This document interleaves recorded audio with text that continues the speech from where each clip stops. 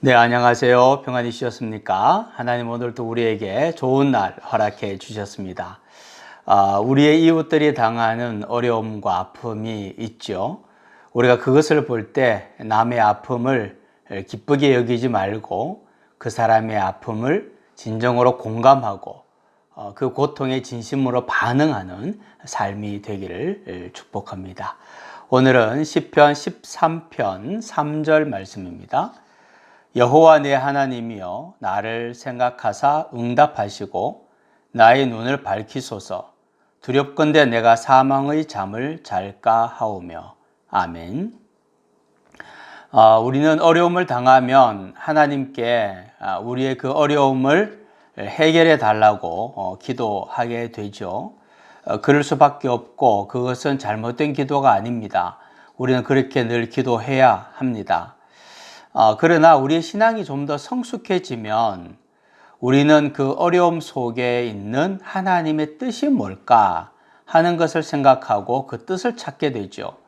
왜 하나님께서 나에게 이러한 어려움을 주셨는지, 이 어려움을 주신 의미가 무엇인지, 내 삶이 어떻게 변화되기를 원하시는지, 내가 무엇을 하기를 원하시는지 이런 것들을 우리가 생각하고 그저 매일같이 어려움 속에서 그 고난을 묵상하는 단계를 넘어서서 고난을 주신 하나님을 묵상하는 단계로 들어가게 되는 거죠. 이럴 때 우리는 그 사람을 성숙한 믿음의 사람이다 라고 이야기를 하게 되는 겁니다.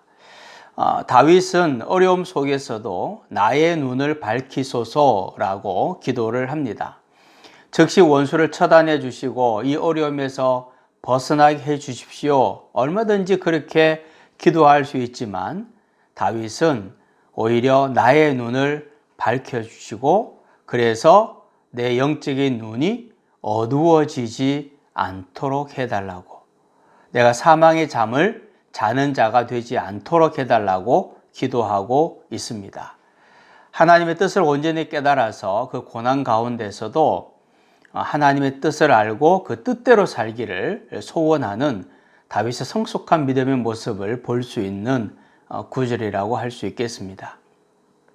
빌립보서 4장 6절에서 7절 말씀에다 보면 아무것도 염려하지 말고 기도하라 그렇게 말씀하시면서 그리하면 모든 지각에 뛰어난 하나님의 평강이 그리스도 예수 안에서 너희 마음과 생각을 지키시리라 그렇게 말씀하고 계시죠.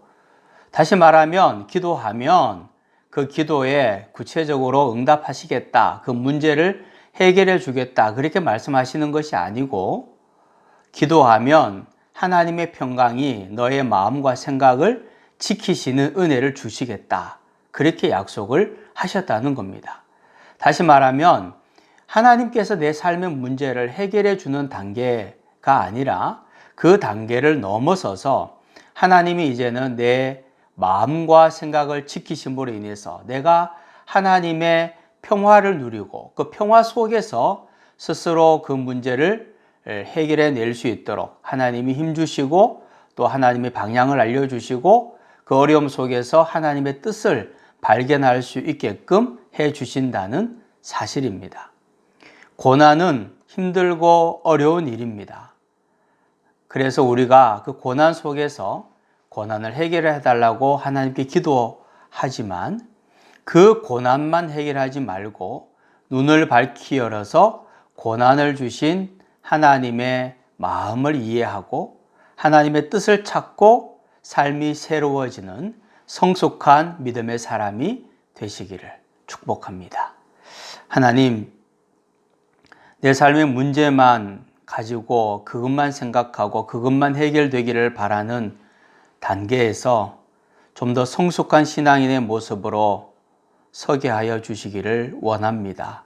그래서 고난 가운데 고난을 묵상하는 자가 아니라 고난을 주신 하나님을 묵상하는 자가 되게 하여 주시고 그 속에서 하나님의 뜻을 발견하는, 그래서 그 뜻에 순종하는 성숙한 믿음의 사람 되게 하여 주옵소서.